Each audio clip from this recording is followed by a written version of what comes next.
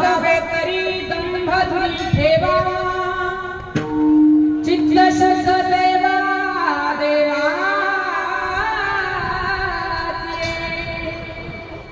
आवडी विठ्ठल गाई दे कांती अलभ्यते येतील वगरा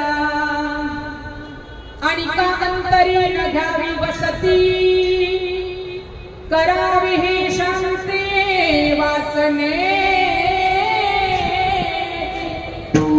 आवडी विठ्ठल गाई दे कांती अलभ्यते येतील वगरा तुका म्हणे बाण तुका म्हणे बाण हाची वाणीचा बाबू गेही वाचा वेचू नये आवडी विठ्ठल गाई दे कांती अलभ्यते येतील वगरा विठ्ठल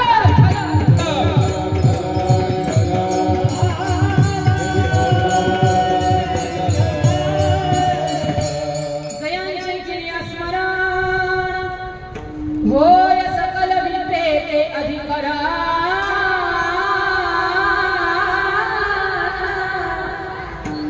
तेची बंधू श्री चरण श्री गुरुचे ते नमस्कार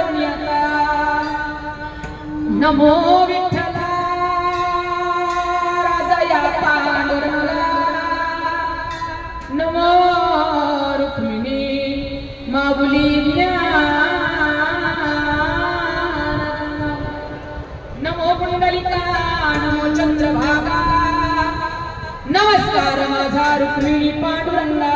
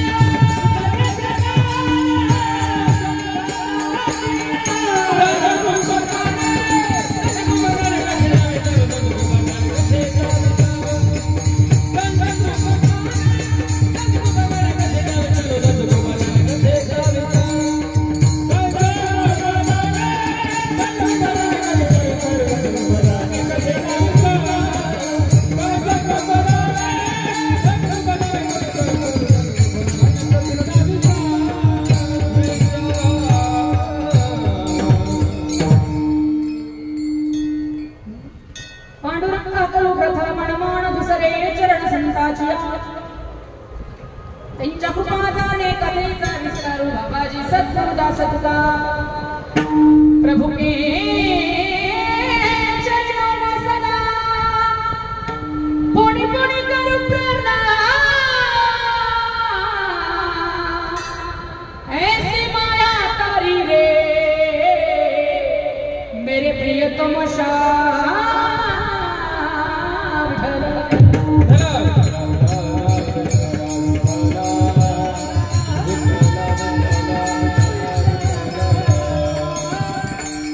जिथे ज्ञान विज्ञान संजीव होती तिथे योग विदेश सामर्थ्य जिथे मानवाला मिळे मोक्ष तुझ्या पायरीशी सदा नम्र माता तुझ्या मंदिरी आत जीवा सकृती तुझ्या दर्शने लोक स्वानंद गीती श्रुती धन्य झाल्या तुझे गुणगाता तुझ्या पायरीशी सदा नम्र माता हे दुःख भाजन मारुती नंदन हे दुःख भाजन मारुती नंदन सुन लो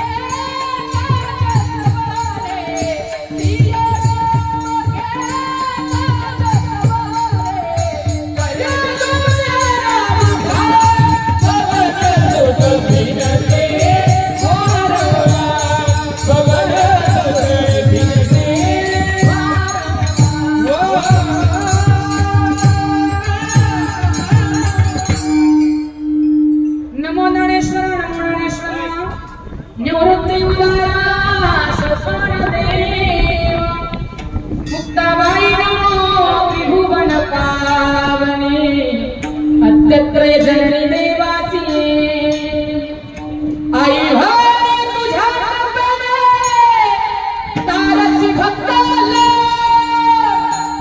तुझा गात महिमा तुझी मेहुनी वारी संतत आई कृपा करी माझ्यावरी आई कृपा करी माझ्यावरी कागवी तोरात चाली आज गोधळा रे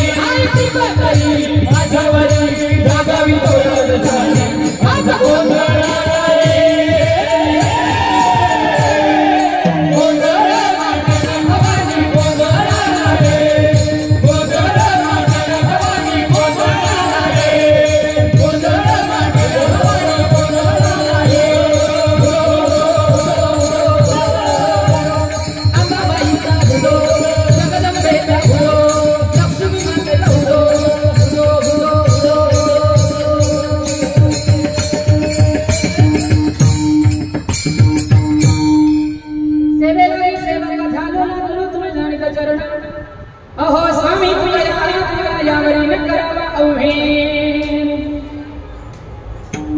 हित भावे तरी दंभ धुई ठेवा चित्त शुद्ध सेवा देवा आवडी विठ्ठल गाई जे कांती अलभ्यते तिला बगरा प्रस्तुत कीर्तनावरील सेवेकरिता निवडलेला अभंग जगद्गुरु जगद्वंदनी चैतन्य भूषण पाषांड दूषण कथामृत अषण जिजाऊ रमण रेहूचे सुप्रसिद्ध साधू जगद्गुरु तुकोबाराय यांचा 4 चरणाचा आणि मृत्यू लोकामध्ये जन्माला आल्यानंतर भगवंताला हिताचा मार्ग सांगणारा अभंग सेवेकरिता निवडला वेळाला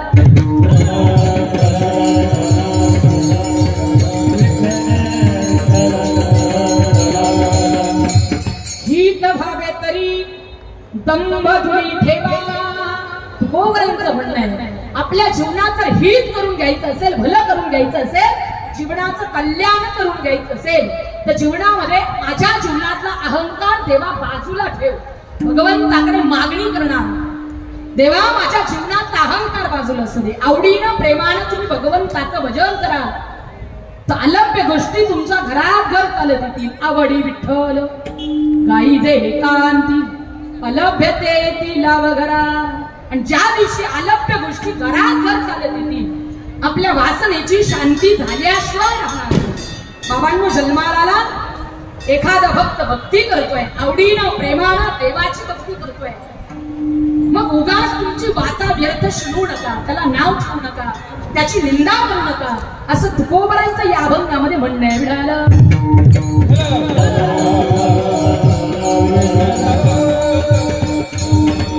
हा झाला अभंगाचा सरळ सरळ भावार्थ. आता तुम्हाला झोपायला अजिबात हरकत. महिला मंडळ इकडे, मी इकडे, इकडे अय कोपरगाव, झोपल्या का काय? इकडे इकडे इकडे. आज आपली पार्टी, अजिबात घाबरायचं. तशी 8 दिवस तुमचीच पार्टी आहे, पण तरी पण अजिबात घाबरायचं नाही बरं का. सगळ्यांनी माझ्याशी संवाद साधायचा. तुम्ही बोलाल तर आजचं कीर्तन होईल बरं का. विठाल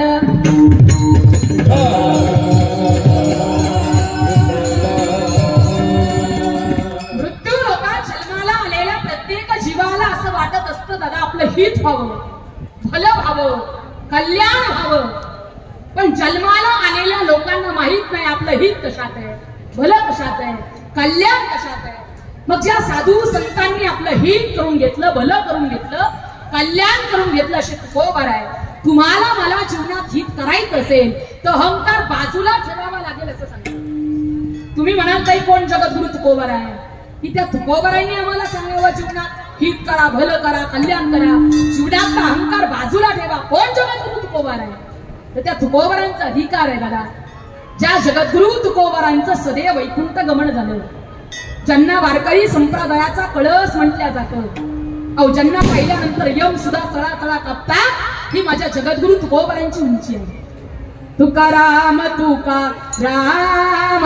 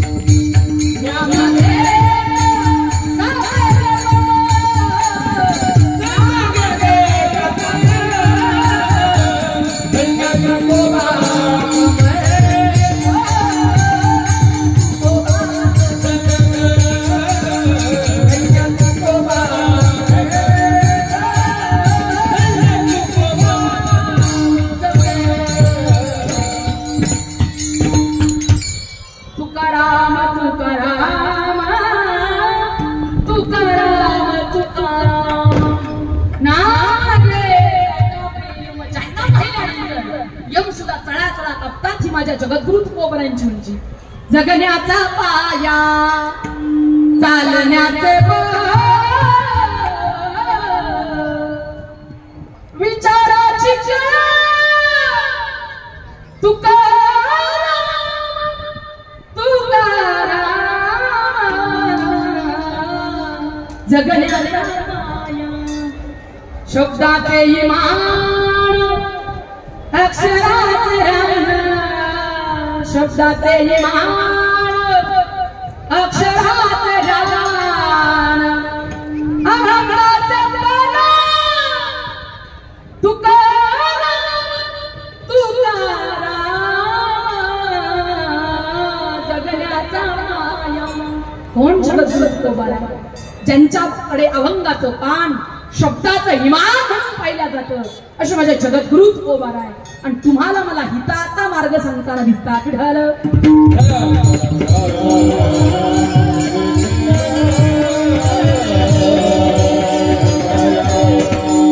मग ज्या तुकोबरांनी आपलं हित करून घेतलं, भलं करून घेतलं, कल्याण करून घेतलं, अशा जगद्गुरु तुकोबरांना आपण शरण जाणं महत्वाचं आहे. तुकोबरांकडे मागणी करणं महत्वाचं आहे. तुकोबा आहे आम्हाला आमच्या जीवनात हित करायचंय, भलं करायचंय, कल्याण करायचंय, पण तुमच्यातले लोक म्हणतील का हो ताई आम्ही तुकोबरांकडे त्या ठिकाणी मागणी मागितलीच तर तुकोबरा पूर्ण करतील, साधू संत पूर्ण करतीलच का? काही शंका आहे आमच्या मनामध्ये. तर तुकोबरांचं म्हणणं आहे, साधू संतांचं म्हणणं आहे की साधू संत या मृत्यू लोकांमध्ये जगाच्या हिता करता आली. कशा करता? शोधोनी आले संत, शोधोनी आले, शोधोनी आले संत, शोधोनी आले संत, शोधोनी आले संत.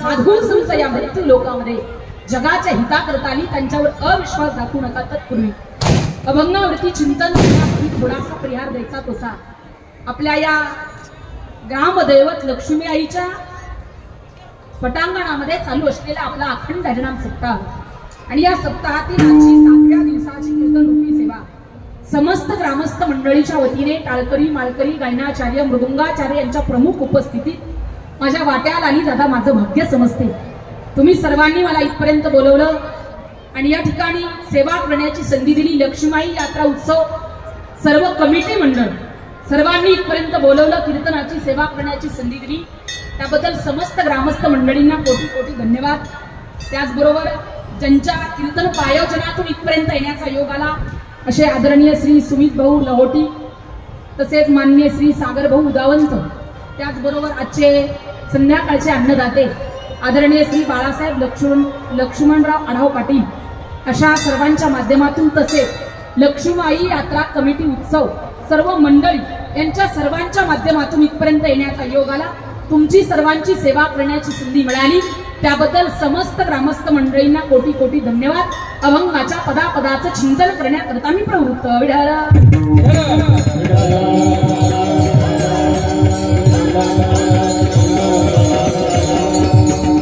सांगितलं अभंग जगद्गुरु तुकोबरांचा संतांवर अविश्वास दाखवू नका, कारण विश्वासाशिवाय ज्ञान नाही, ज्ञानाशिवाय भगवत प्राप्ती नाही. गीता स्वतः सांगते आपल्याला, श्रद्धा वल्लभते ज्ञानम तत्परासेंद्रिय ज्ञानम लब्धा पराशांती मचिरे नादी गच्छती. कारण विश्वास तो करी स्वामी वरी सत्ता.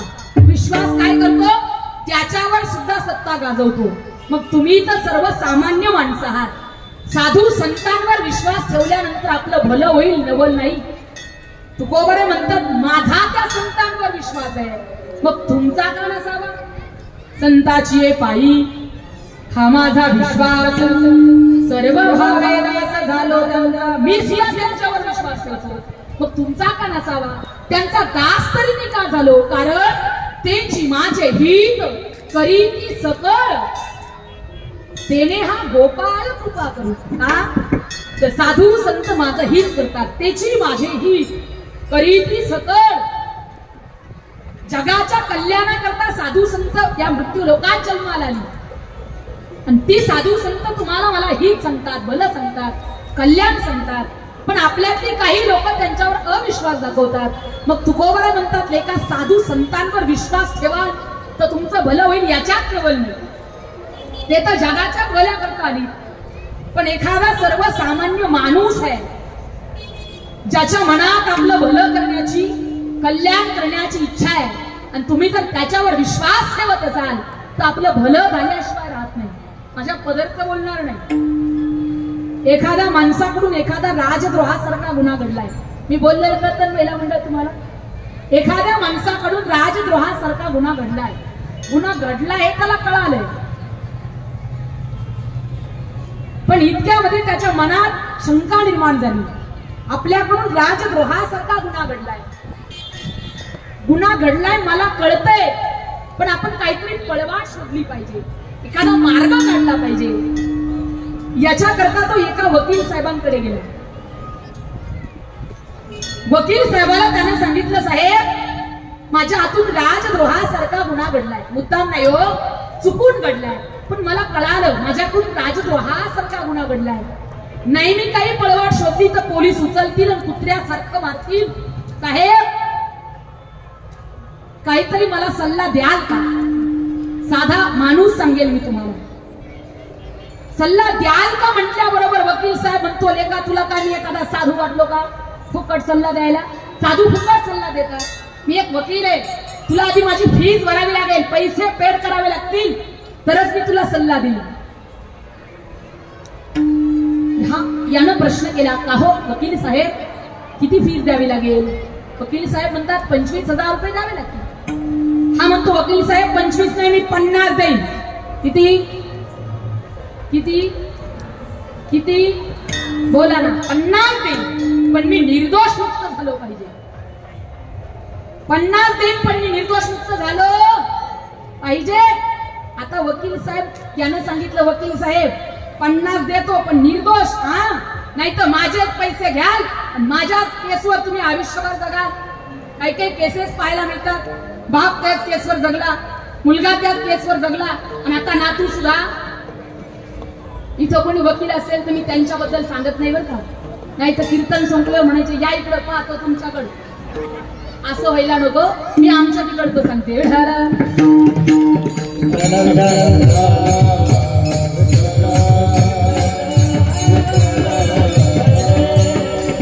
आता वकील साहेब विचार करतात, जवळचा दिसतोय, चांगल्या वृत्तीचा दिसतोय, मनाने गुन्हा कबूल करतोय, नक्कीच हा चांगल्या वृत्तीचा आहे, चांगल्या स्वभावाचा आहे, काही हरकत नाही म्हणे दोन चांगले बोल बोलायला. पण या पठ्यानं सांगितलं, वकील साहेब मी तुमची फीस देईल पण निर्दोष मुक्त झाल्यानंतर देईल बरं का. आता ठरलं. पण वकील साहेब म्हणतात, लेका तुला मी एक मंत्र देईल, मी तुला एक गोष्ट सांगेल, त्याच्या मागे पुढे मध्ये तू एकही अक्षर बोलायचं अजिबात बोलायचं नाही. त्याच्या मागे पुढे मध्ये तू एक अक्षर बोलशील तर त्याला जबाबदार तू असशील. कोर्टात गेल्यानंतर विचारलेल्या प्रश्नाचं उत्तर फक्त मी दिलेला मंत्रच तू बोलायचा.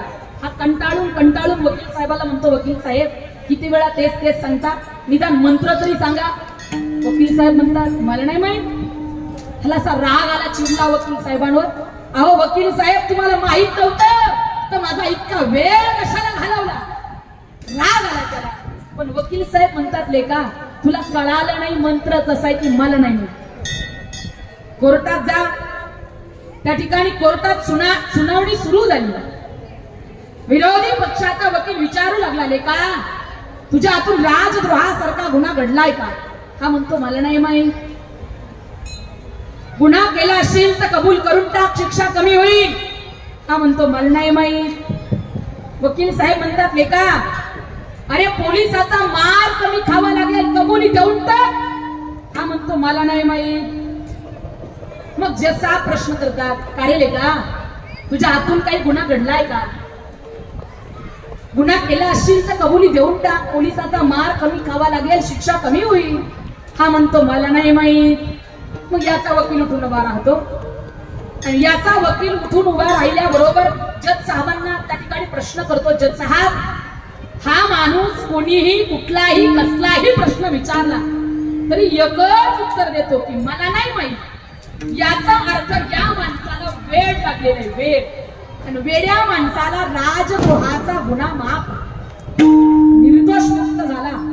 पठ्ठ्या घरी आला आणि फॅनची हवा खात निवांत बसला होता. इतक्यात वकील साहेबाने 1 किलो पेड्याचा पुडा आणला. किती? 1 किलो पेड्याचा पुडा आणला. आणि वकील साहेब या व्यक्तीजवळ आले, सांगितलं रे का पोलिसाचा मार खावा लागला नाही, तू निर्दोष मुक्त झाला, आता माझी फीस देऊन टाक, फीस. तो म्हणतो मला नाही माहित.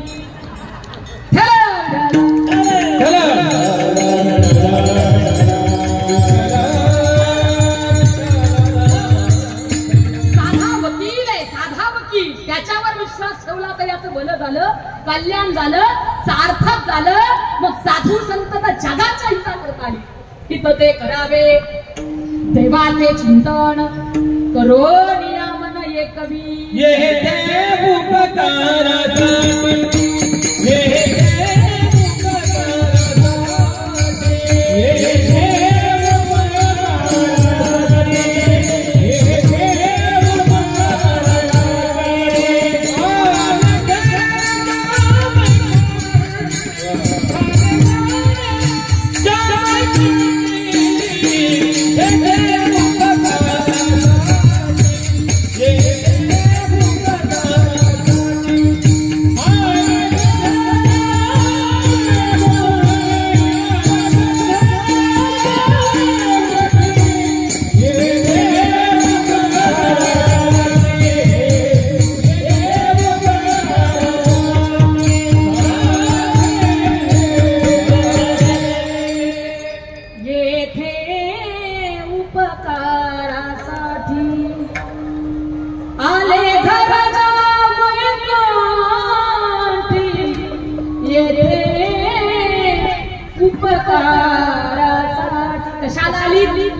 जगाचं हित, जगाचं भलं आणि जन्माला आलेल्या जीवाचं सार्थक करण्याकरता जगद्गुरु थोरले मृत्यू लोकात अवतारी झाली, साधू संत अवतारी झाली. आणि त्या साधू संतांवर आपण अविश्वास दाखवत असाल तर आपलं भलं होत नाही, हित होत नाही, कल्याण होत नाही. पण तुकोबर म्हणतात परमार्थ करता आपण. तो परमार्थ करत असताना जीवनामध्ये डज अँड डोंट, काही गोष्टी जाणीवपूर्वक कराव्यात, काही गोष्टी जाणीवपूर्वक टाळाव्यात. आपण जीवन जगतो, परमार्थ करतो, परमार्थ केला की थोडस माणूस परमार्थात शिरला की ज्ञान येतो. पण तुकोबरांचं म्हणणं आहे ज्ञान आलं की त्याच्या जीवनात अभिमान येतो. काय येतं? थोडस ज्ञान आलं की जीवनात अभिमान येतो. आणि तुकोबरांचं म्हणणं आहे तो अभिमान, तो अहंकार तुम्हाला मला नरकात घातल्याशिवाय राहत नाही. तुका म्हणे नरकी घाली अभिमान, तो अभिमान तुम्हाला मला नरकात घातल्याशिवाय राहत नाही. मग जीवनात अभिमान येऊ देऊ नका, अहंकार येऊ देऊ नका. जगता मृत्यू लोकात हित करायचं असेल तर अगोदर जीवनातला अहंकार, अभिमान बाजूला ठेवा. माझे नामदेवराय तर त्याही पुढे जाऊन बोलतात, देवा अरे अभिमान तर लांबची गोष्ट आहे, अहंकार तर लांबची गोष्ट आहे, पण त्याचा वारा सुद्धा आमच्या विष्णुदासांना लागू देऊ नको.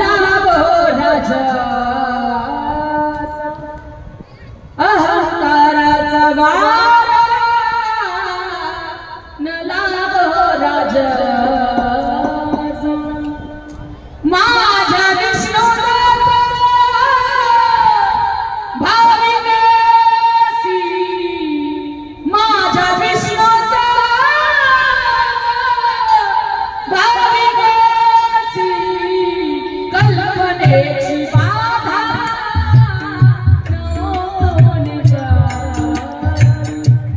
कल्पनेची बाधा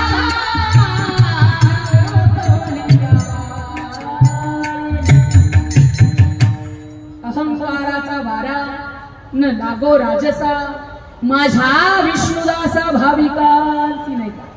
हित करायचं असेल भलं करायचं असेल तर देवा माझ्या विष्णुदासांना त्या अहंकाराचा वारा सुद्धा लागू देऊ नको. अहंकार तर लांबची गोष्ट आहे त्याचा वारा सुद्धा लागू देऊ नको. मग तुकोबाळे सुद्धा तेच सांगतात ज्यांना हित करायचंय ज्यांना भलं करायचंय ज्यांना कल्याण करायचंय तर जीवनातला दंभ जीवनातला अहंकार बाजूला ठेवा. अहंकाराचा प्रथम जन्म हित भावे करी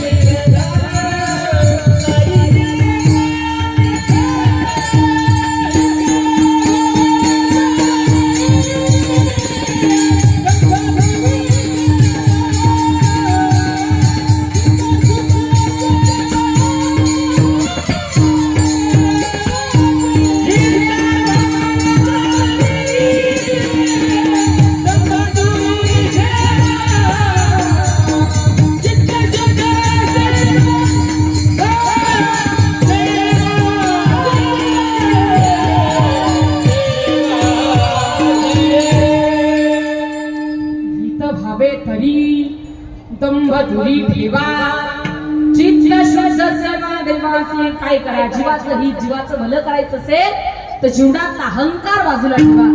पण तुम्ही जमलेले मंडळी म्हणतात ताई हित म्हणजे नेमकं तरी काय. अगोदर हित कळालं पाहिजे ना.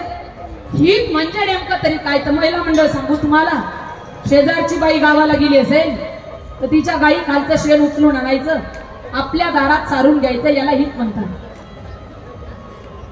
हित कशाला म्हणतात.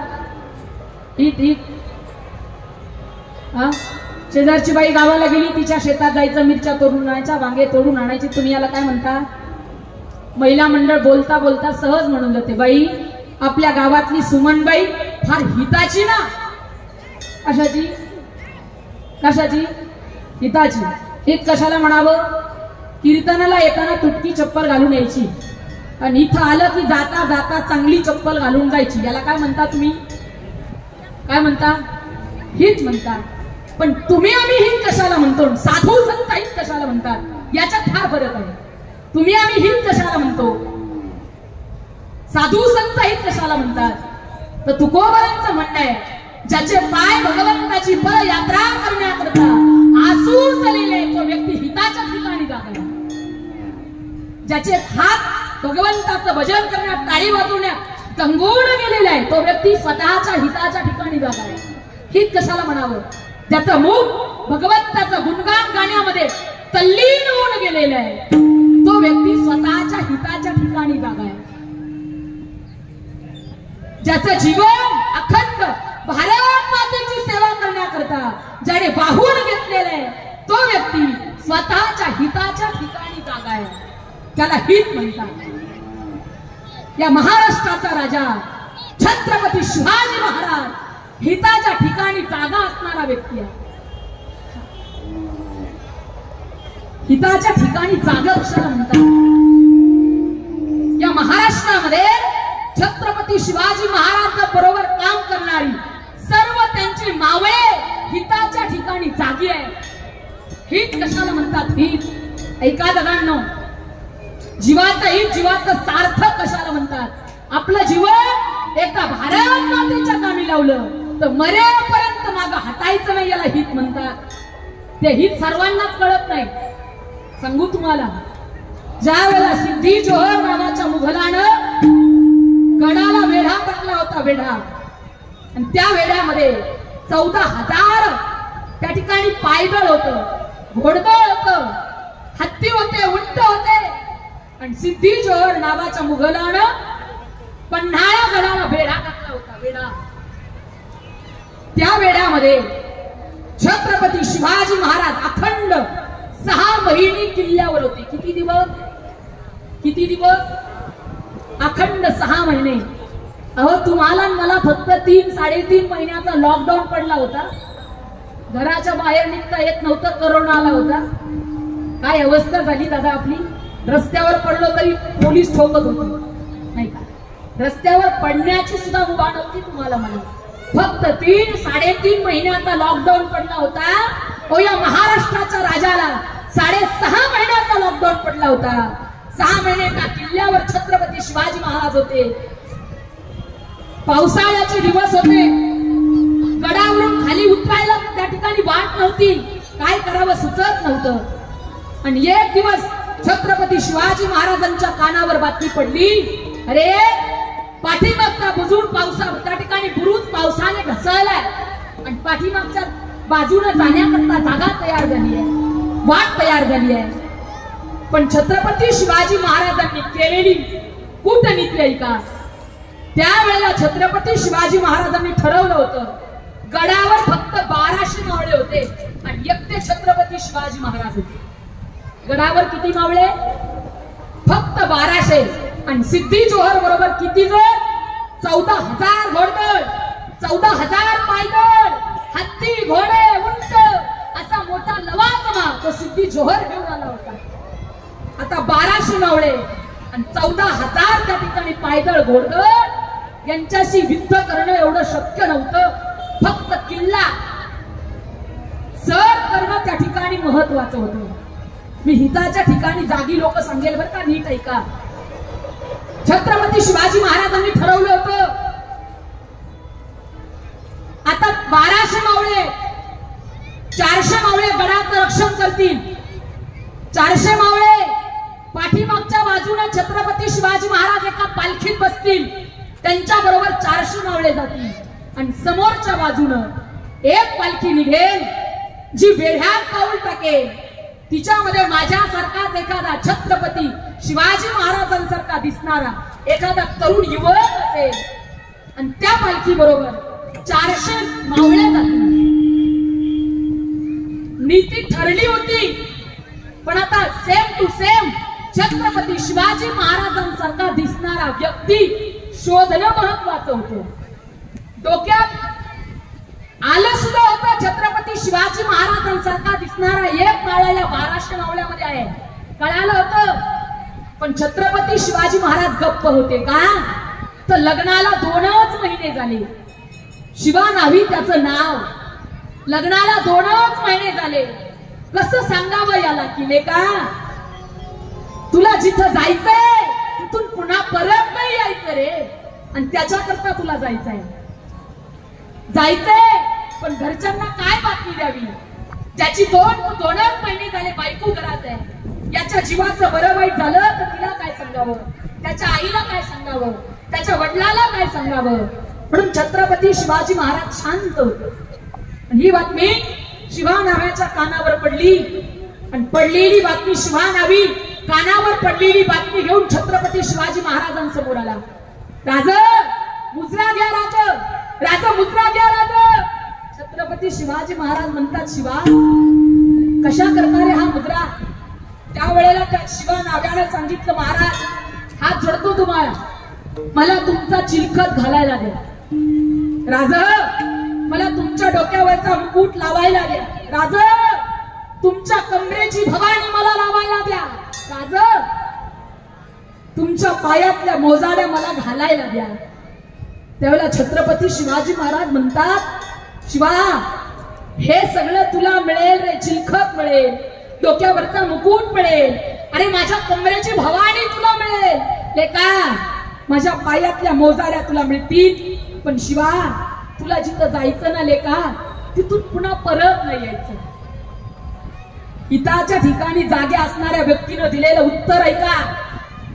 त्या शिवा नाव्यानं सांगितलं, राज, असा मेलो तर शिवा नाही म्हणून मरेल, पण तुमचा चिलकत, तुमचं मुकुट, तुमची भवानी लावून मेलो तो छत्रपती शिवाजी राजा म्हणून मरेल. ठरलं.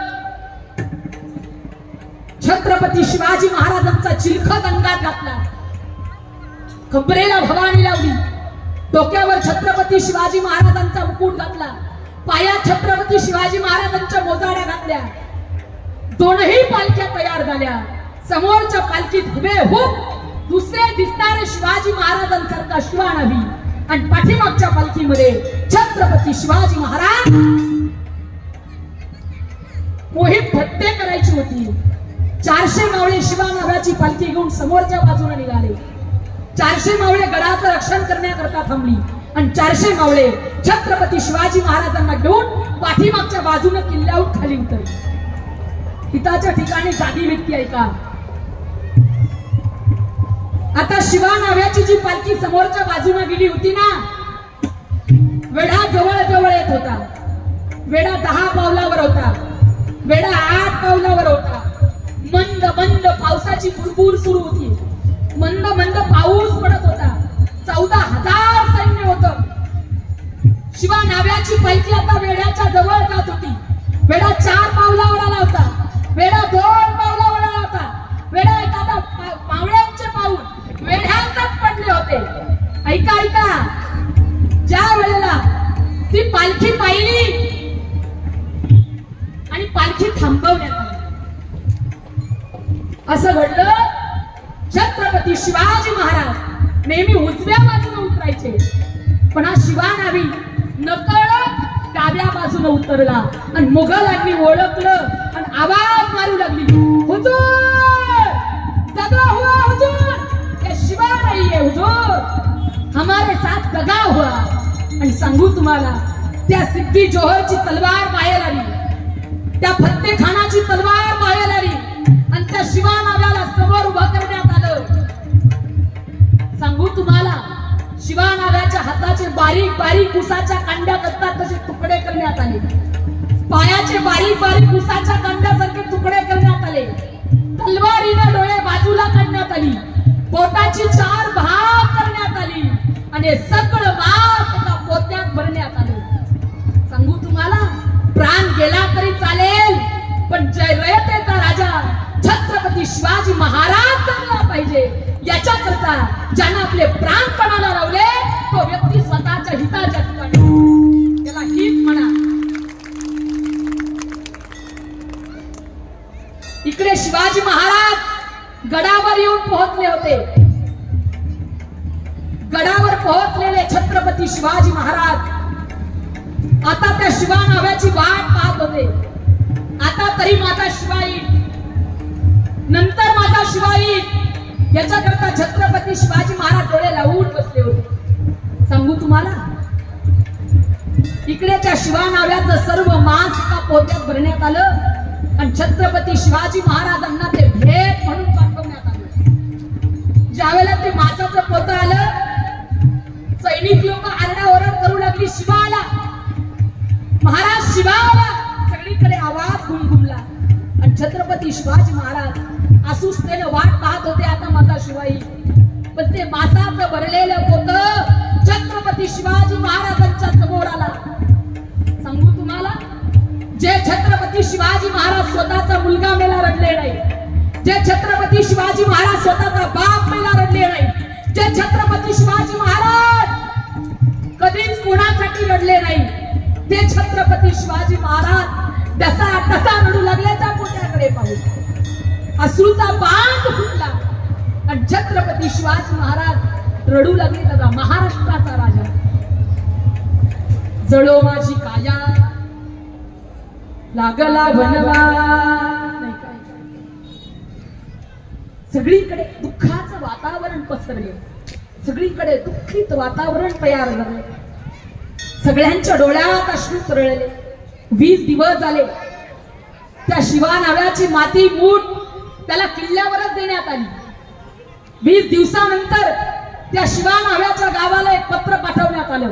प्रतापगडाच्या पायथ्याशी नेमापूर त्याचं गाव, नेमापूर गावच्या पाटलाला पत्र पाठवण्यात आलं आणि सांगण्यात आलं शिवा नाव्याच्या घरी जाऊन बातमी द्या, छत्रपती शिवाजी महाराज तुम्हाला भेटायला येत आहे.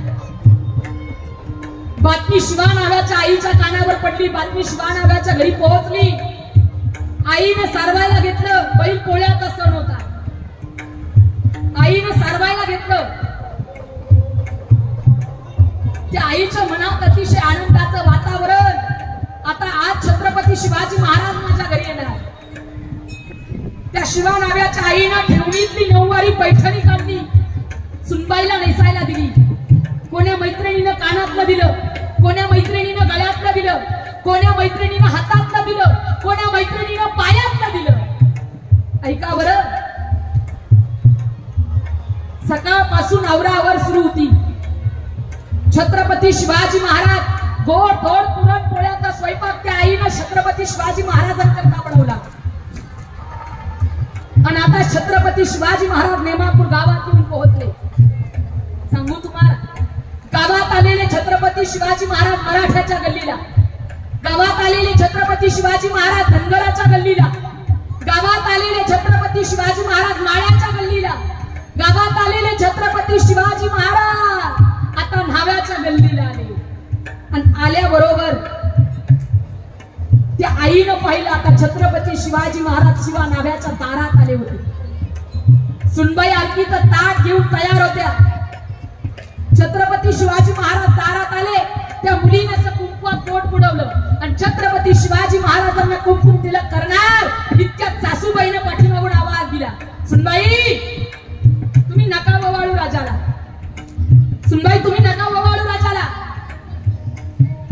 त्या मुलीनं पाठीमागा वळून पाहिलं. ज्या बाईनं मला ठेवणीतली 9 वारी नेसायला दिली, ज्या बाईनं सकाळपासून माझा एवढा मेकअप करायला सांगितला, ज्या बाईनं मला कालपासून छत्रपती शिवाजी महाराजांचा औक्षणाकरता तयार केलं, त्याच आपल्या सासूबाईचा आवाज आहे. पाहिलं म्हणून आणि राग आला तिला. तिने आपल्या हातातलं ताट शेजारच्या मैत्रिणीच्या हातात दिलं. तन थन करत घरात निघून गेली. दुसऱ्याच मुलीनं छत्रपती शिवाजी महाराजांना गंध लावला. दुसऱ्याच मुलीनं छत्रपती शिवाजी महाराजांचं औक्षण केलं. आणि आता छत्रपती शिवाजी महाराज घरात टाकलेल्या कांबळीवर येऊन बसले. हिताच्या ठिकाणी जागी आई ऐका. आता कांबळीवर बसलेल्या छत्रपती शिवाजी महाराजांना शिवा नाव्याच्या आईनं गुळाचा खडा आणि पाण्याचा तांब्या पहिल्यापासून देण्याची प्रथा छत्रपती शिवाजी महाराजांच्या हातात दिलं. आणि शिवाजी महाराजांनी पहिला प्रश्न केला आईला, काहो आई, शिवाच्या पत्नीला तुम्ही का ओवाळू दिलं नाही? त्या आईनं सांगितलं, राज ती शिवा नाव्याची पत्नी आहे. छत्रपती शिवाजी महाराज म्हणतात, मग जमलं असतं की का तुम्ही तिला ओवाळू दिलं नाही? का ओवाळू दिलं नाही तुम्ही तिला? ती आई म्हणत होती, राज शिवा नाव्याची पत्नी आहे. छत्रपती शिवाजी महाराज म्हणतात, जमलं असतं की मग तुम्ही का ओवाळू दिलं नाही तिला?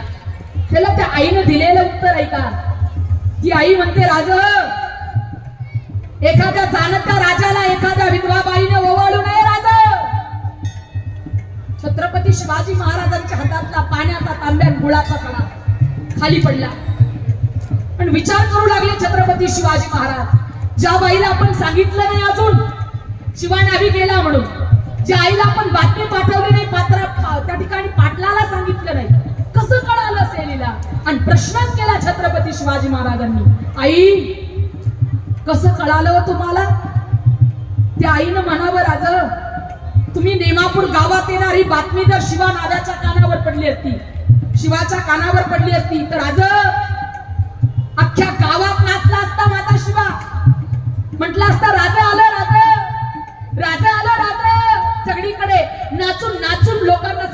नसतं त्यानं. तुम्ही धनगराच्या गल्लीला आला, मला वाटलं माझा शिवा तुमच्या पाठीमागे भाला घेऊन उभा असेल. राज, तुम्ही माळ्याच्या गल्लीला आलात, मला असं वाटलं माझा शिवा तुमच्या पाठीमागे भाला घेऊन उभा असेल. राजा, तुम्ही मराठ्याच्या गल्लीला आलात, मला वाटलं माझा शिवा तुमच्या पाठीमागे भाला घेऊन उभा असेल. तुम्ही ढाब्याच्या गल्लीला आलात, मला वाटलं शिवा तुमच्या पाठीमागे उभा असेल. राजा, तुम्ही माझ्या दारात आलात, मला असं वाटलं माझा शिवा तुमच्या पाठीमागे भाला घेऊन उभा असेल. पण नाही राजा, शिवा दिसला नाही. तेव्हाच कळालं माझा शिवा या महाराष्ट्रासाठी आणि या मातीसाठी कामा आला. हा हिताच्या ठिकाणी जागी व्यक्ती. त्यावेळेला त्या आईनं सांगितलेलं उत्तर आहे, राज, गेला माझा शिवा. सगळीकडे दुःखाचं वातावरण पसरलं. त्या तरुण 2 महिने झालेल्या लग्न झालेल्या मुलीनं खाली अंग टाकून दिलं. तिच्या बांगड्या फोडण्यात आल्या. सगळे नेमापूर गावामध्ये दुःखाचं वातावरण. आणि आता छत्रपती शिवाजी महाराजांनी सोन्या चांदीनं भरलेली ताटं त्या आईच्या घरात दिली. त्या आईनं नकार दिला आणि सांगितलं, राज, नको ही ताटं आमच्याकडे. राजा, नको हे सोनं मला. राजा, नको मला ही चांदी. छत्रपती शिवाजी महाराज हात जोडतात आणि त्या आईला विचारतात, आई काय पाहिजे तुम्हाला? तर त्या आईनं सांगावं, राज, माझा शिवा दर बैल पोळ्याला माझ्या घरी यायचा. मी केलेली पुरणाची पोळी खायचा. राज, रोज बैल पोळ्याला दर वर्षीच्या सणाला माझा शिवा माझ्या बैला गाईला पुरणाची पोळी चारायचा. राज, माझी फक्त एवढी इच्छा आहे, दर बैल पोळ्याला तुम्ही माझ्या घरी यावं. माझ्या बैला गाईला तुम्ही पुरणाची पोळी खाऊ घालावी. राज, माझी फक्त एवढी इच्छा आहे, तुम्ही माझ्या घरात पुरणाची पोळी खाण्याकरता यावं. छत्रपती शिवाजी महाराज होकार देतात. मग त्या हिताच्या ठिकाणी जाग्या आईने दिलेलं उत्तर ऐका. ती आई म्हणते, राज, मग झालं तर जो गेला तो छत्रपती शिवाजी महाराज गेला आणि जो उरला तो माझा शिवा नावी उरला. त्याला म्हणतात हिताच्या ठिकाणी जागी आई.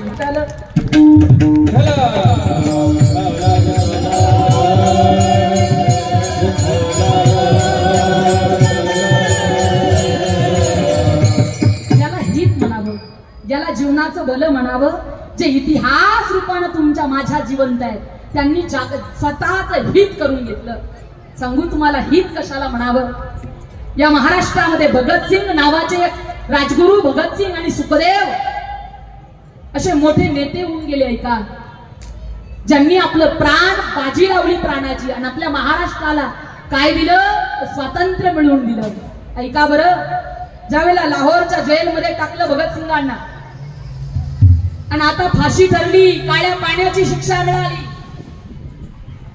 आज सकाळी फाशी होणार, ही बातमी भगतसिंगांच्या कानावर पडली आणि आता जेलर साहेब भगतसिंगांना नेण्याकरता आले. हिताच्या ठिकाणी जागी व्यक्ती. ऐका, हित कशाला म्हणतात, कोणाला कळाले? ऐका, जेलर साहेब ज्या वेळेला भगतसिंगांना नेण्याकरता आले त्याला भगतसिंग जोर काढत होते, व्यायाम करत होते. आणि व्यायाम करणारे, जोर काढणारे भगतसिंग जेलरनं पाहिलं आणि आवाज दिला, ए भगत, अरे व्यायाम कशाला करतोय? व्यायाम हा शरीर सुदृढ राहण्याकरता, शरीर चांगलं राहण्याकरता केला जातो. अरे लेका, एका तासानंतर तुला मरायचंय, तुझे शरीर एका तासानंतर जाणार आहे, तू कशा करता व्यायाम करतो? ऐका बरं भगतसिंगांना दिलेलं उत्तर.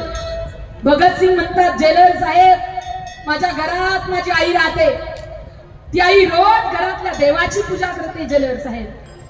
पण ज्या वेळेला त्या देवाच्या चरणी फुलं वाहिले जातात ना, माझी आई बागेत जाते, टोपली भर फुलं तोडून आणते आणि त्याच्यातलं फक्त ताजं टवटवीत फूल देवाच्या चरणी वाहते. पण जेलर साहेब, फरक फक्त एवढाच आहे, ती ज्याला देव म्हणते त्याला देवारातल्या देवाला ती देव म्हणते आणि मी माझ्या भारत मातेला देव म्हणतो, मी माझ्या भारत मातेला देव म्हणतो.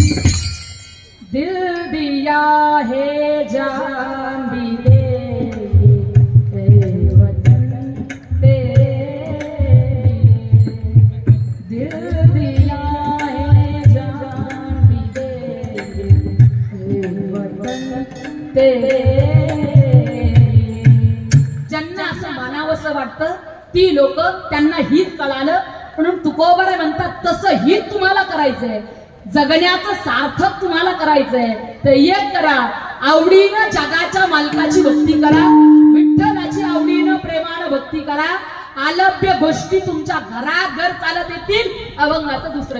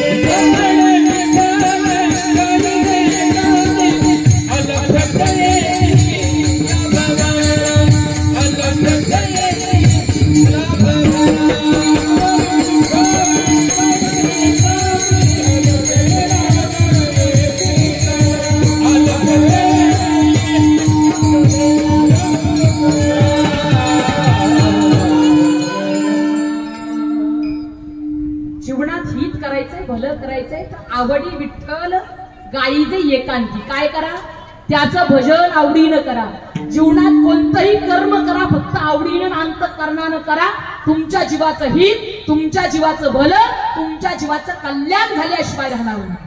किती आवड असावी. आपल्या कोपरगाव गावावरून पंढरपूरला जाण्याकरता एसटी बस महत्वाची आहे, बरोबर ना महिला मंडळ. ओय तुम्ही बोला ना, तुम्हाला मी येडी दिसते का? तुमचा माझा काही बांधाला बांधेल असं अजिबात नाही ना. मग तुम्ही बोला. आपल्या कोपरगाव गावावरून पंढरपूरला जाण्याकरता एसटी बस महत्वाची आहे, बरोबर ना. मग कोपरगावहून निघालेली एसटी बस ज्या वेळेला पंढरपुरात जाऊन पोहोचते, मला सांगा एसटी कधी दर्शनाला जाते का जाते? कोपरगावची एसटी बस कधी दर्शनाला जाते का? अजिबात जात नाही. का हो?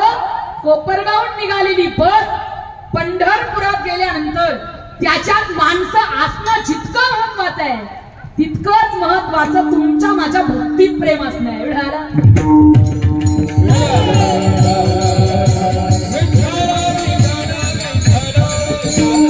तितकंच महत्वाचं तुमच्या माझ्या कामाची आवड आहे.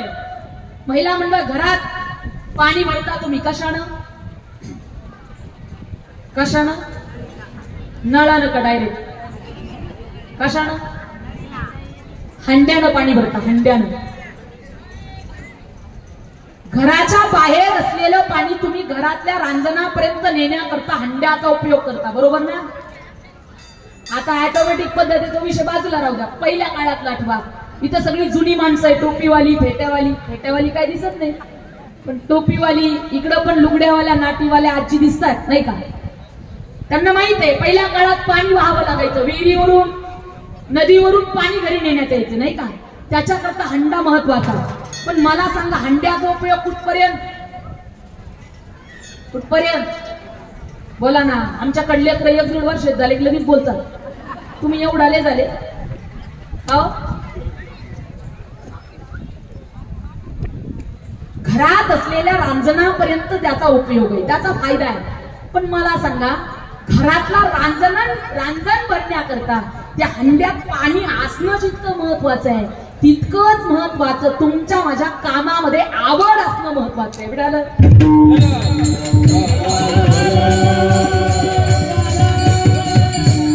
महाराष्ट्र त्याही पलीकडे जाऊन बोलतात.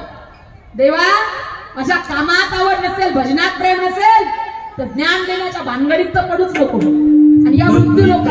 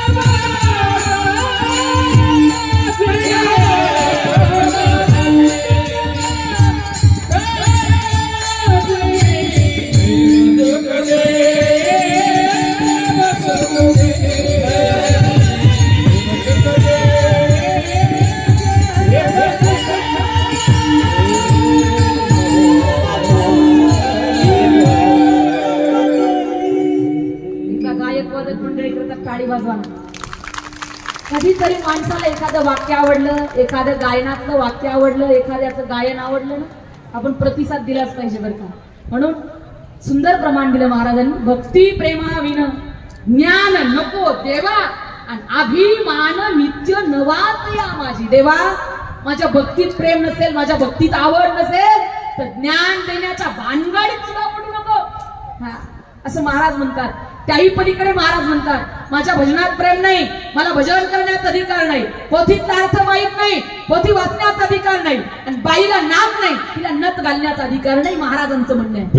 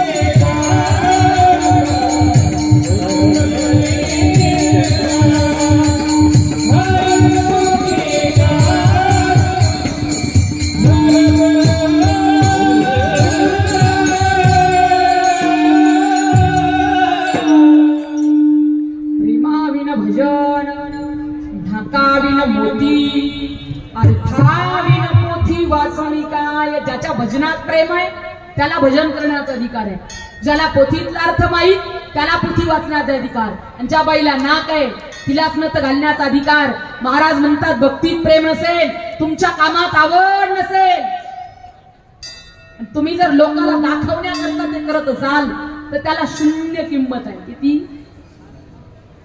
या मृत्यू लोकात मोर नावाचा पक्षी आपण पाहतो. कोणता? मोर.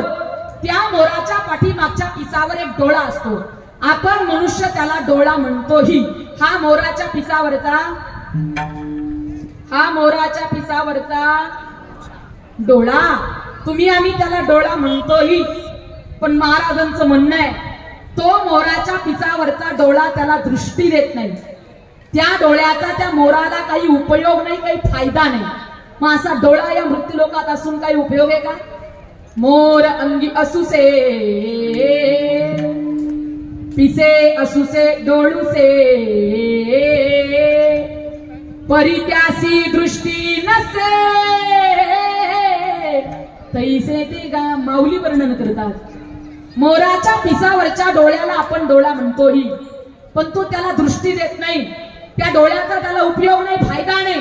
मग असा डोळा असून काही उपयोग? तुम्ही काम करता पण कामात आवड नाही, सप्ताह करता आवड नाही, लोकांना दाखवण्याकरता सांगू तुम्हाला त्याही पलीकडे कीर्तन करता, लोकांना दाखवण्याकरता आम्हाला कशाला सोडता? प्रत्येक गोष्ट, कोणतंही काम असू द्या, घरातलं काम असू द्या, सीमेवर लढण्याचं काम असू द्या, आणि कोणतंही काम आपण बिना आवडीचं करता, तर त्या मोराच्या पाठीमागच्या पिसावरच्या डोळ्याची किंमत माऊली तुमच्या माझ्या कामाला देतात. घडलं?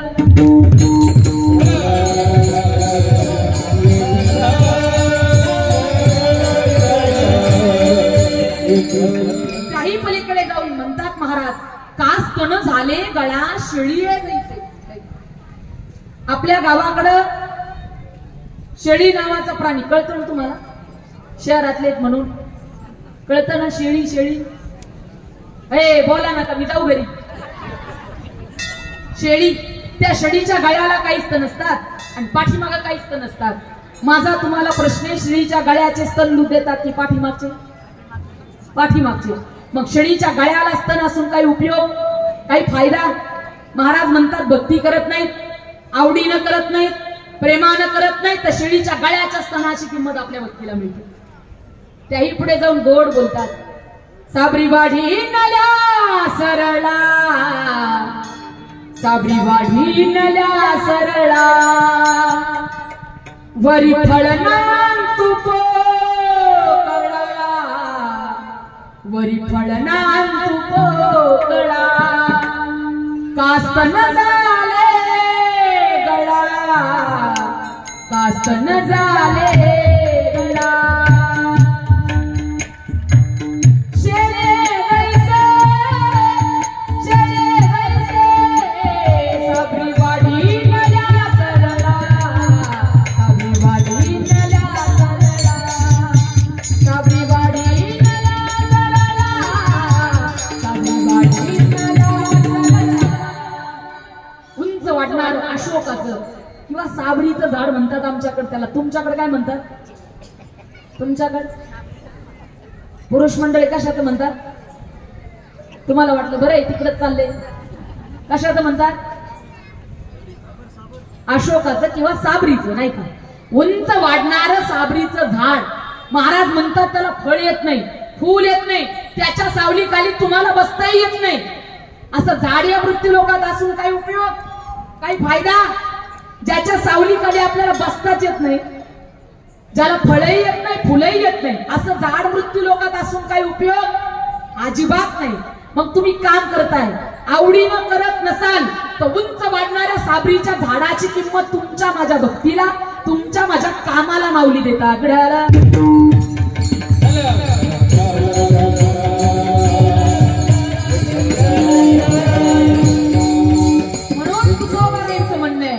बाबांनो, जन्माला आवडीनं प्रेमानं त्या विठ्ठलाची भक्ती करा.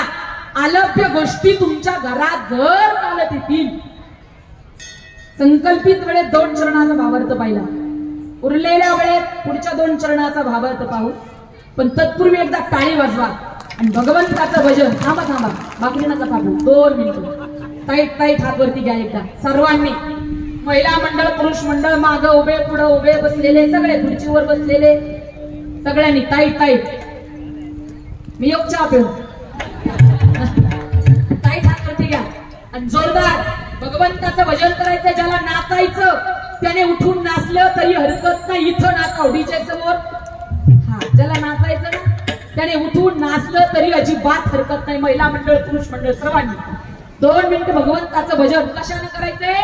आवडीनं, प्रेमानं करायचंय बरं का. राधे राधे बोलो, राधे राधे, राधे राधे बोलो, राधे राधे.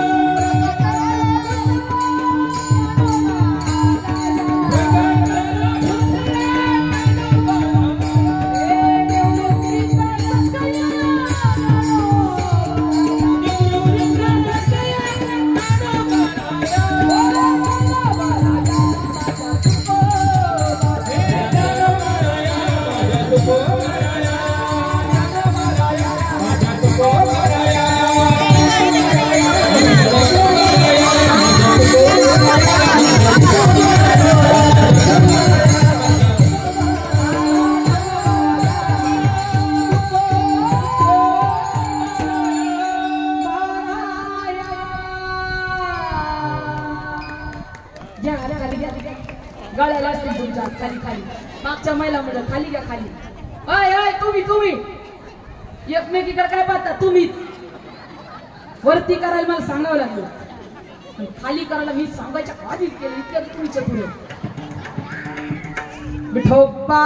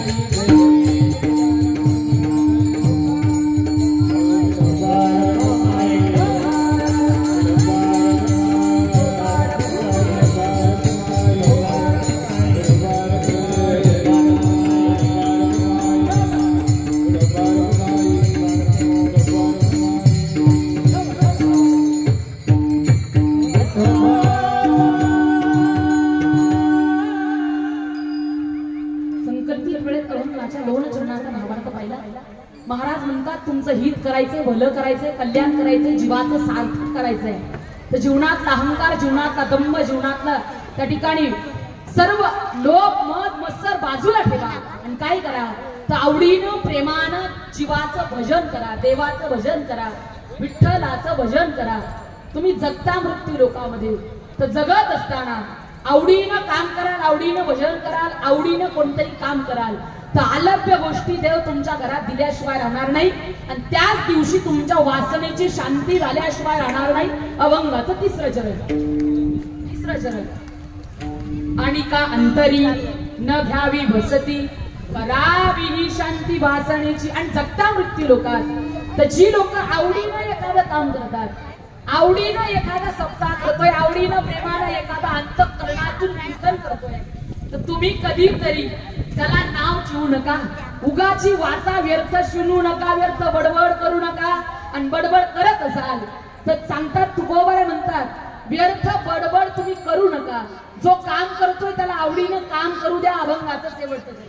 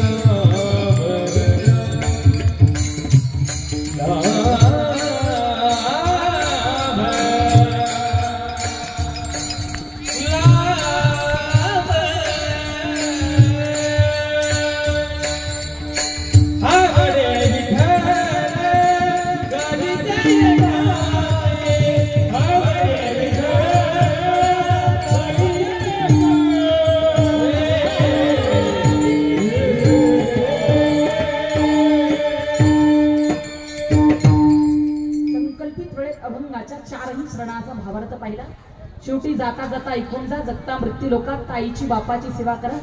या मृत्यू लोकामध्ये काय असतो दादा, बाप काय असतो आई सांगून जाईल तुम्हाला. ज्याला हात नाही त्याला विचारा हाताचं दुःख, ज्याला पाय नाही त्याला विचारा पायाचं दुःख, अहो ज्याला डोळे नाही त्याला विचारा डोळ्याचं दुःख, ज्याला कान नाही त्याला विचारा कानाचं दुःख, आणि ज्याला आई बाप नाही दादा त्याला विचारा आईचं आणि बापाचं दुःख सांगतील तुम्हाला. काय असते दादा ती आई, असल्यावर कळत नाही, नसल्यावर मिळत नाही.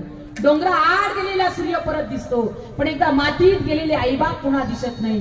काय असतो दादा तो बाप, आयुष्यभर नाबाड कष्ट करणार, हाडाचं काढ करणार, रक्ताचं पाणी करणार, पण आपल्या मुलाकरता आपल्या बाळाकरता जीवनात पाहिजे ती वस्तू उभी करणार, त्याला बाप म्हणतात. पण जीवनात खूप वाईट गोष्टी आपल्याला पाहायला मिळतात या जगामध्ये. घडलेली घटना 2 मिनिटात सांगेल आणि आपण पुढे जाणार आहोत. या मृत्यू लोकात बाप काय असतो ताई का, बापानं 2 मुलाकरता 2 सारख्याच बंगले बांधावेत. 2 मुलाकरता बापानं कोणती वस्तू घ्यायची असेल तर सारखीच घ्यावी. बाप काय असतो ऐका, बापानं बंगल्यासारखाच बांधावा. बंगल्यात प्रत्येक वस्तू 2ही मुलांना सारखी मिळावी याच्या करता आयुष्यभर हाडाचं काढ करणारा बाप. प्रत्येकाच्या बंगल्यात सारख्याच वस्तू, 2 मुलं 2ही मुलांना सारखंच. एक दिवस असं घडलं सांगू तुम्हाला, 1 लाखाचा नाही, 2 लाखाचा नाही, 10 लाखाचा नाही, कोटीचा बंगला बांधा. पण कोटीच्या बंगल्यासमोर जर म्हाताऱ्या बापाची चप्पल असेल ना दादा तर त्या बंगल्याला शोभा आहे. किती कोटीचा बंगला बांधा पण त्या दारात म्हाताऱ्या बापाची चप्पल नसेल तर शोभा नाही त्या बंगल्याला.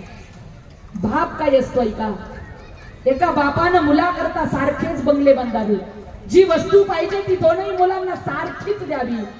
पण एक दिवस असं घडलं, 2ही मुलाची ती आई जिने आयुष्यभर काबाड कष्ट केले, ती आई त्या ठिकाणी आजारी पडावी, दवाखान्यात न्यावं तिला. आणि डॉक्टर साहेबांनी सांगावं, पाटील तुमच्या बायकोला कॅन्सर सारखा भयानक आजार झालाय आणि त्या आजाराचं ऑपरेशन करायचंय. ऑपरेशन करण्याकरता 7-8 लाख रुपये खर्च येईल. बाईला ऍडमिट केलं होतं, आईला ऍडमिट केलं होतं. घडलेली घटना 2 मिनिटात ऐका दादा. ऍडमिट केलेली ती आई घरात जगत असताना ज्या आईने सकाळी उठावं, मुलांना डबा बनवून द्यावा, पहाटे उठावं, रात्रंदिवस मुलाकरता काबाड कष्ट करावे. आता आईला ऍडमिट केलेलं पाहताना मुलानं बापाच्या हाताला धरलं आणि बापाला घरी नेलं. बाबा आपण घरी जाऊ, जेवण वगैरे करून या. पुन्हा घरात गेल्यानंतर सगळी जण जेवायला बसली. बाप छोट्या मुलाकडे बघायचा, सगळी जण जेवण करत होती. बापानं छोट्या मुलाकडे पाहावं. आता तरी माझा मुलगा म्हणेल, बाबा माझ्याकडे 2 लाख आहे, तुमच्याकडे किती आहे हो आईचे ऑपरेशन करता. मुलानं मोठ्या मुलाच्या तोंडाकडे पाहावं. आता तरी माझा मुलगा म्हणेल, बाबा माझ्याकडे 2 लाख आहेत, बाबा माझ्याकडे 4 लाख आहेत, तुमच्याकडे किती आहेत बाबा. आपल्या आईचं ऑपरेशन करता. पण ती मुलं जेवण करत होती, बापाकडे पाहत नव्हती. बापाचा हातातला घास हातात. आणि बापानं जेवण होत आल्यावर विचारलंच मुलांना, का रे बाळांनो, मोठ्या मुलाकडे बोट केलं, लेका आईचं ऑपरेशन करायचंय, 7-8 लाख रुपये खर्च सांगितला डॉक्टरने, किती आहे तुझ्याकडे. त्या मुलाने सांगितलं, बाबा तुम्हाला कळत नाही, माझी मुलगी लग्नाला आली, मुलाचं शिक्षण सुरू आहे, माझ्याकडे रुपया नाही, तुम्हाला पटतं का बोलायला. बापाचं धसदिशी काळीच गेलं. छोट्या मुलाला विचारलं, लेका तू किती देशील. त्यानं आवाज दिला, बाबा तुम्हाला कळतं का, माझी मुलगी शाळेत जाते, एवढा मोठा प्रपंच सांभाळायचा, त्यात तुम्हालाही सांभाळायचं, आणि बाबा कशाला एवढा 8-9 लाख रुपये खर्च करता हो. पिकलं पान आहे ते एक दिवस गळणारच आहे, म्हातारी झाली ती मरणारच आहे, कशाला एवढा खर्च करता. बापाच्या हातातला घास खाली पडला, डोळ्यातून अश्रुधारा वाहू लागल्या. धावतच बाप घराच्या बाहेर पडला, दवाखान्यात आला. अवच्या आईनं काबाड कष्ट केले, हाडाचं काढ रक्ताचं पाणी केलं. त्या आईकडे बाप बघू लागला. जी आई पहाटच उठत होती, या मुलांना डबा बनवून देत होती, कुठे गेली ती आई म्हणून बाप त्या आईकडे पाहत होता. बापानं विचार केला, माझी पत्नी मरता कामा नये. गावातल्या पाटलाकडे गेला, साहेब माझ्याकडे 2-3 लाख आहेत, मला 4-5 लाखाची गरज आहे, देणार का. पण लोक विचार करू लागले, हा म्हातारा झाला, सगळी सत्ता याच्या मुलाच्या हातात गेली. काय आपल्याला हा पैसे देणार? नकार दिला.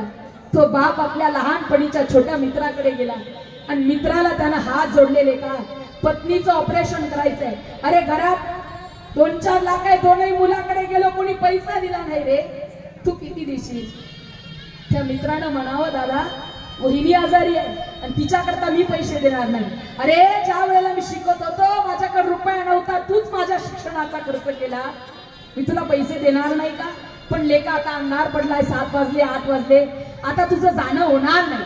आपण सकाळीच उठू आणि दोघही पण पैसे घेऊन दवाखान्यात जाऊ रे लेका. बापाला झोप लागत नव्हती. या कानाच्या त्या कानाला, या कानाच्या त्या कानाला बाप होत होता. 3 वाजता उठला, पाणी गरम केलं आणि बाप बाथरूम मध्ये आंघोळी करता गेला.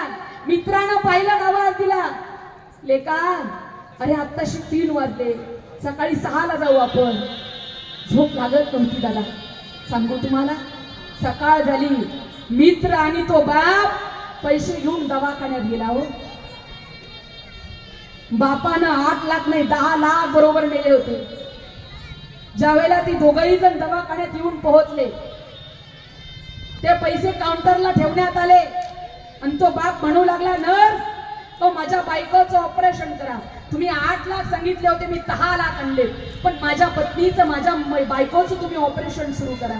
ती नर्स बाबाकडे पाहत होती, बाबा नर्सकडे पाहत होती, सगळी लोक ज्याचं त्याचं काम करत होती. आता बाबा नर्सकडे पाहत होते, नर्स बाबाकडे पाहत होती आणि ती नर्स बाबाला सांगत होती, बाबा अहो तुमची बायको तिने रात्रीच तुमचा या मृत्यू रोगाचा निरोप घेतला. बाबा नर्सकडे पाहत होते, नर्स बाबाकडे पाहत होती. बाबा म्हणत होते, नर्स काय बोलता तुम्ही? अवच्या बाईनं आयुष्यभर आडाचं काढ केलंय, माझ्याकरता कष्ट केले, गेली. अहो नाही नर्स असं काय बोलता? डॉक्टर साहेबांना सांगा माझ्या पत्नीचं ऑपरेशन करा.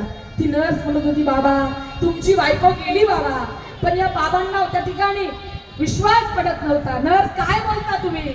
अहो तुम्ही 8 लाख सांगितले होते, 10 लाख आणलेत मी. डॉक्टर साहेब करा ना माझ्या पत्नीचं ऑपरेशन.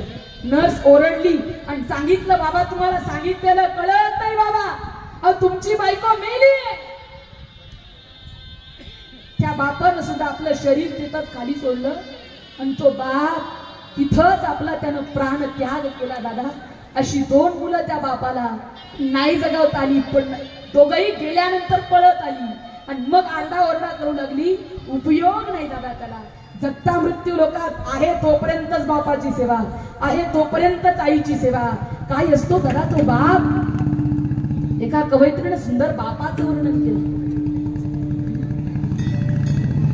भुरामध्ये माया त्याच्या काळ्याने घावाने, दाखविना कधी कोण डोळ्याल पाणी.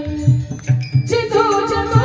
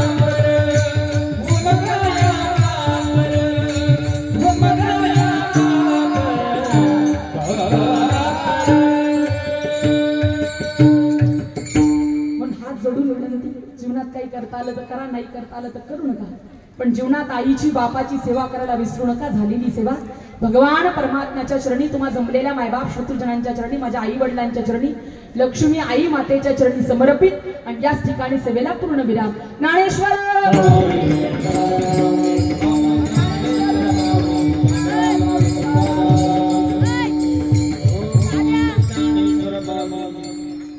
या ठिकाणी संकल्पित वेळेमध्ये आपण अभंगाचा भावार्थ पाहिला.